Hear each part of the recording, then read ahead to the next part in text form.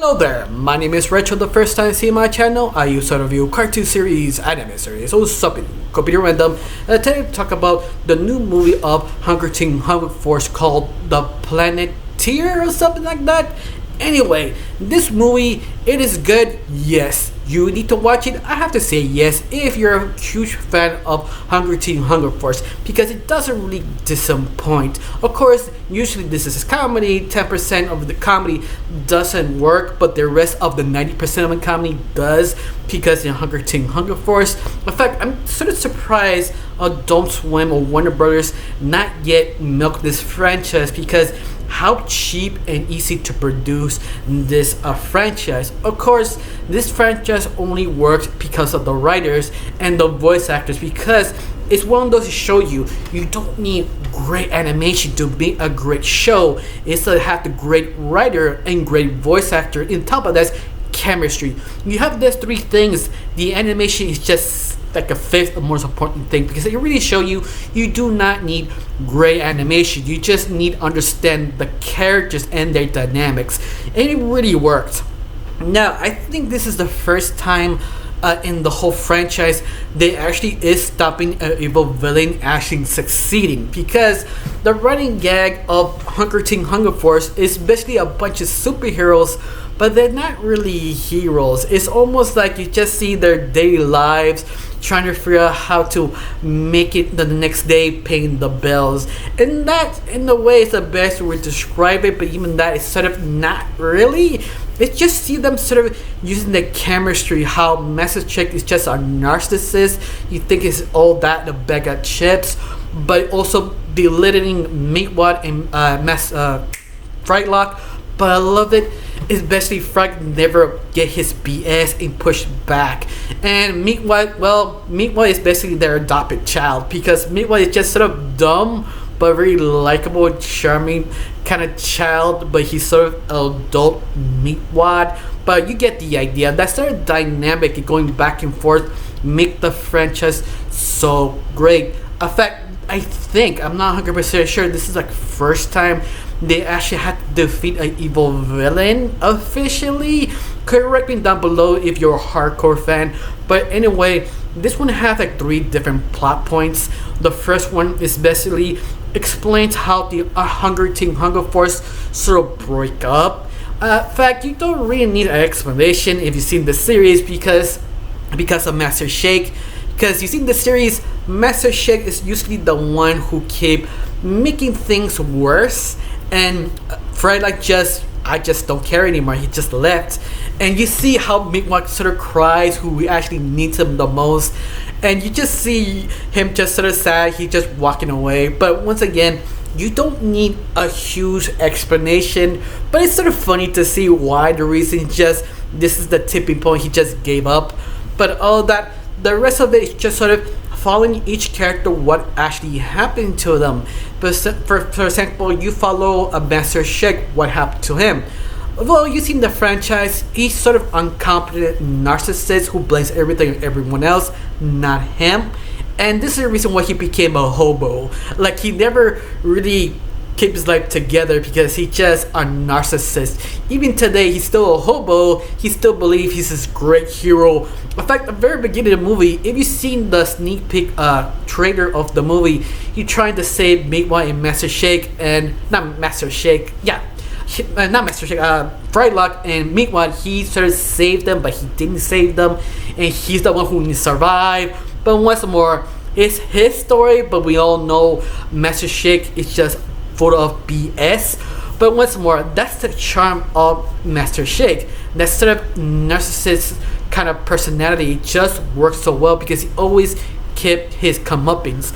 And Meatwad became not a hobo. He became more like a person who pretends to help you so he can live in your house.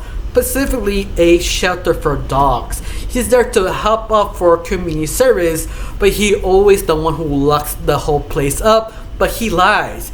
He locks the place up, but he lived in the shelter. But at the same time, the manager realized what's going on. He decided to kick him out. But I love it how Mick was sort of trying to charm the manager, like, oh, you like me that much, just lucky me enough for I can live in your apartment for several months till I have my life together. I mean, metaphorically, of course.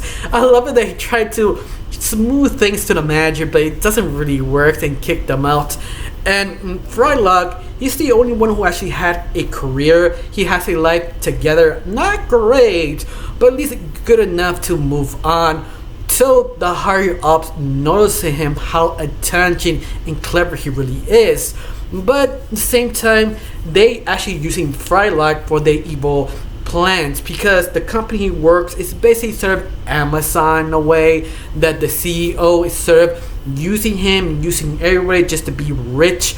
But I love it, they point out the evil villain, he is sort of a narcissist, but at the same time really small. I mean, the point that all the workers cannot say his size, to try not to look down on him. Quite literally, they need to look down on him, but they says do not do that. But once more, that sort of clever comedy you just expect for Hunger Force. Now, the third plot line, well, actually two more, but it's just, they're so small, but once more I will mention it, is the third one is basically the Moon Knights trying to destroy the movie, trying to mess with you. But once more, they're the Moon Knights. They're very terrible what they do, but at the same time just sort of hilarious. And also, I think this is the first time they confirm both Moon Knights are actually son and father. Yeah, I never realized that because it never really said dad or son. This is, I think, the first time they actually confirmed they actually father and son. But something I was sort of not expecting. Now, the other thing is sort of the arching sort of mystery, because the company that Frolic works on, they were delivering boxes, but empty boxes. And that's the thing that Kara trying to understand and tell the other Hunger Team Force, like, something is off here. I just don't get it, don't care, because they're giving free boxes. I keep taking them because I keep thinking they have something inside. Well, once again, that's sort of a running gag for Kyle, because Carl is just sort of that neighbor, he just doesn't give a shit. But once more, he just does horrible things like Master Shake. You think they become really good friends, but they never do. Especially, he gives kind of like an open door with Master Shake to sort of live with them, but not really. Because you know Carl, he's the type of character who hates Master Shake specifically, and also the rest of the team, but he willing to give him a room outside in the box, but just keep messing with him because he hates Master Shake. And it's just hilarious because, let's face it, I think Carl could be the funniest ones of the whole cast, but also Master Shake keep one-upping him, is one and the other. Usually they're two of my favorite characters. All of that, it's just great, especially the animation, because the animation is actually pretty good for Hunger Force, because they're all, well, infinitely known being so cheap, because each episode costs $100,000.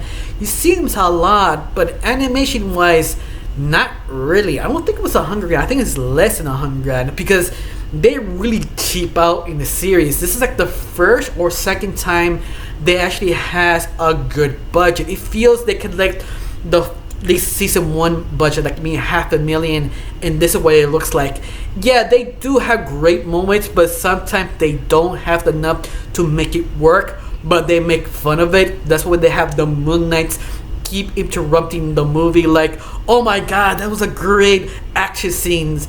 If you seen it, I mean, we thought it was a bad move to show you because we're assholes, so we pretend it was a really good action scene, but there's not. They don't have the budget for it. But love that they do sort of clever jokes making fun of themselves.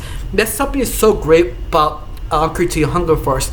They know everything works on the personalities and their sort of action of the show, because they know they have a limitation, so they have to rely on the written and comedy and chemistry to make the movie work. And it does. It really does. Especially if you're a fan, you'll be satisfied. If you never heard of this series, I still recommend it because it is still good. You don't need to see the series. Just completely dive in, completely random. and just let us see if this is for you now words. But at the very end, it's still recommended. Now I got nothing else to suggest, just one question.